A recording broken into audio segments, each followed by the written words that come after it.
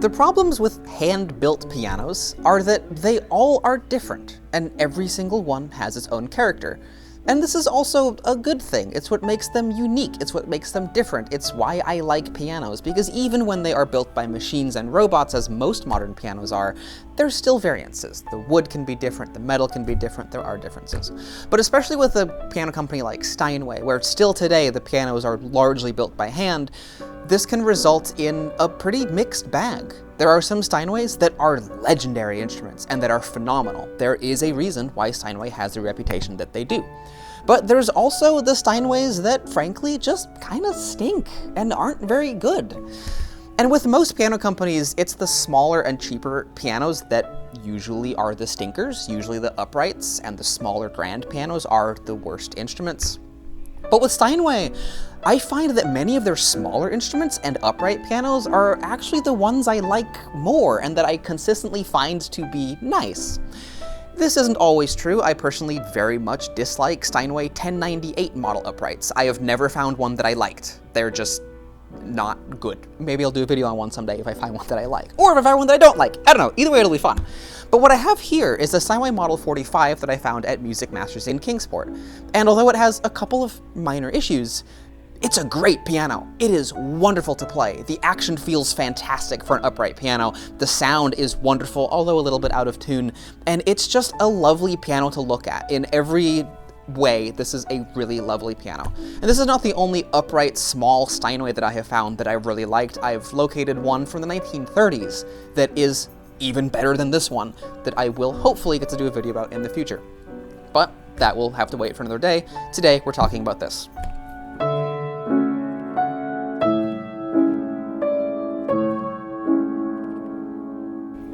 Steinway is a very controversial piano company. There's been lots of drama in the past and in the present. But one thing that I really like that Steinway does, and that I think every piano manufacturer should do, is have a dedicated part of the website dedicated to archiving the serial numbers and the information about the pianos.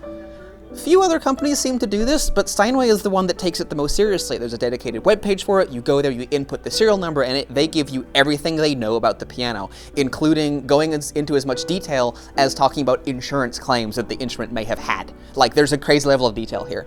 So what I know about this instrument is that it was made in 1977, and that it has a polished walnut finish.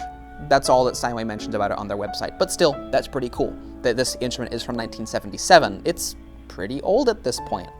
Not as pianos go, they can last 150 years, but it's, you know, how long ago was 1977? Let me do the math real quick, because I can't do it in my head. I should have done this before. 48.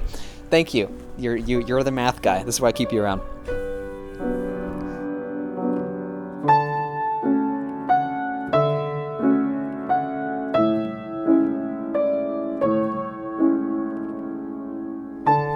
So this piano was made in 1977, which means it's 48 years old at the time of making this video, which isn't that old for pianos, but it's a pretty long time, right? And the piano is in excellent condition overall. It has a couple minor issues, but nothing major, and I believe it's all in original condition, which is kind of a testament to show that it was a very nicely made piano.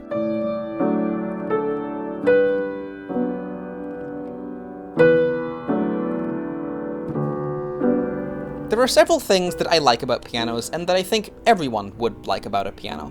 When it looks nice, when it sounds nice, and when it plays in a nice manner. And this piano meets all three of those criteria. The appearance of it, I think, is wonderful. I really like the finish on this instrument. It is a polished walnut, as it says on the Steinway website, and it's just a nice color. It's a warm, inviting tone that just makes you want to sit down and play it and spend time around it. I don't know. There's just something to me that enjoys the warm tones of vintage pianos like this, both aurally and physically in the wood grain, that you don't see as often with modern pianos. We do have wooden colored pianos today, but most modern pianos are black, boring boxes and don't look as interesting as this. Of course, you can get modern pianos with interesting veneers, but they're extremely expensive.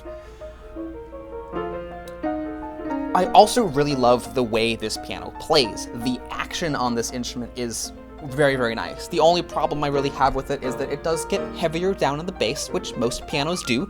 That's because of the larger hammers required for the bass strings. That ends up making the action in the bass be heavier than the action up here in the treble. That's really the only thing I dislike. I think it's just a shade too heavy down here in the bass for my personal tastes, but it does work, and it is certainly playable.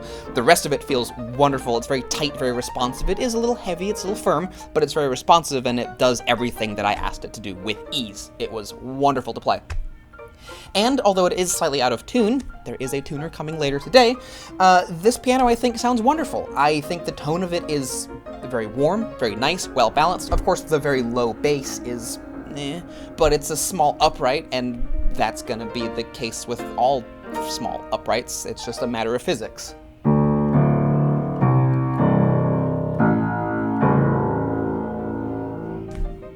But I think the rest of the piano's tone in the upper bass and the rest of the instrument is quite lovely, and I really enjoy hearing it.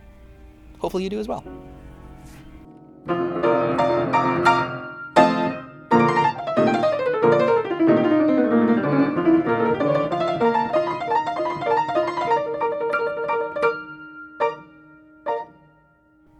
This piano's action is really good. Like, it just feels fantastic to play. There's something I really love about the rugged simplicity of some piano mechanisms, and one of them is the mechanism used to prop open the music rest. So let's take a look at that. First of all, why does it open? There's two reasons. One is so that some sound can come out of this hole and enter the room and not be trapped inside of the piano. Some uprights have a little lid prop in one of the corners so that you can have the lid be up at an angle, kind of like this. This one does not do that, so instead Steinway opted to have a little hole here that sound can escape. This also puts your music at a slightly better viewing angle. I think this is really the main reason it does this, but it also has the side benefit of opening up the piano a little bit. On the inside, we simply have a little metal tab that when you push this closed, it just goes in like that. And that's all there is to it. You have a piece of like leather here, and then you have your metal tab that is used to hold it in place in two positions. You have your open position and your closed position and some tension in between, and that's all there is to it. That's it. It's just that simple. And there's something about the simplicity of the design of this that I really like. It's rugged, it's simple, it's basic, but it'll also last like 200 years. So that's really cool.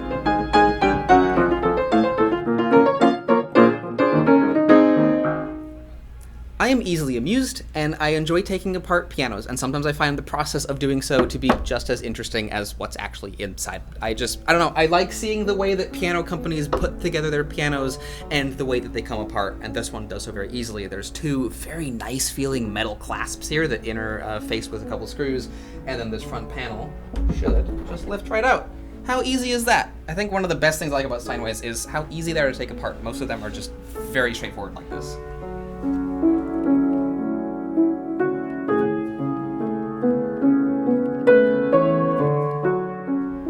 Behold the inside of the Steinway Model 45. There's really not that much interesting to write home here. It's not a particularly unique piano by any means. Steinway made plenty of these. It is not rare or unusual, but it is nice to see the inside of a bog standard upright for comparison with all of the weird stuff that I usually look at. These numbers here, I believe, are the string gauges, like the thickness of the strings. So if one of these breaks, the piano tuner can just look at it and go, oh, I need a size 16 string, which is pretty neat. It's also kind of cool to see the gradient of string thicknesses going up. At least I'm fairly certain that's what that is. The reason I wanted to open up this piano, one, is to look at the inside, but also to inspect a minor problem it has. There are two notes, this one and this one, where the damper does not return. So in a piano, you have your string that vibrates, and you have your damper, which is struck by the hammer.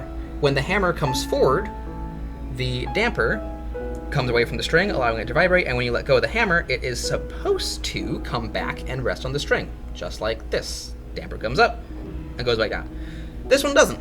And the reason for that is down inside, which you can't really see very well, there is a little spring that interfaces with part of the damper. There's a big stem that it's attached to, and the spring interfaces with that and allows the damper to be pushed back against the string, right? Like this. Doink, doink. This one doesn't. And same with the other one. And so I looked at it, and it's funny, the spring is there, it's not missing, it's just floating in space. It's just not being springy. And I'm not exactly sure what is causing this problem. It might just be age, maybe it just got stuck, it's bound up, maybe it lost its springiness, whatever the case may be. It's a very easy fix, and it's a very minor problem, and I think most piano technicians and tuners would probably be equipped to fix that, possibly on the spot. It just depends on what tools they brought with them that day. But it's probably a very simple fix, and that's really cool. I love that pianos can be fixed relatively easily, right? They are made of wood and metal and felt and things that can be replaced and repaired.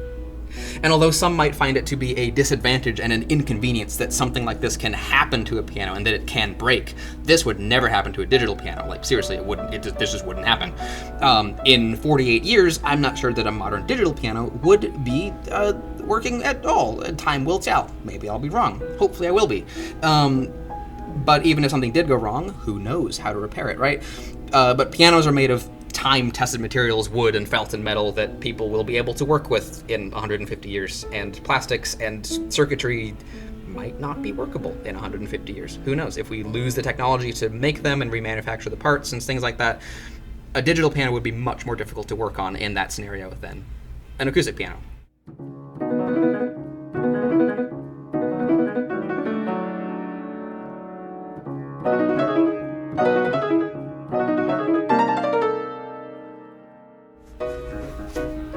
And that's really the only problem that I'm finding in this piano. It's a magnificent little instrument.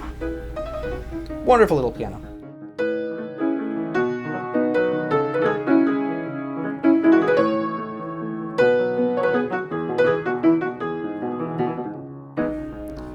I don't even see a reason to take off the bottom panel. Yeah, honestly, there really isn't. It doesn't have any issues, so that's where the problems are, and there are no problems with this piano. Like, there's no soundboard cracks, I would expect. There's no bridge cracks, I would expect. It sounds great. It's in very good condition.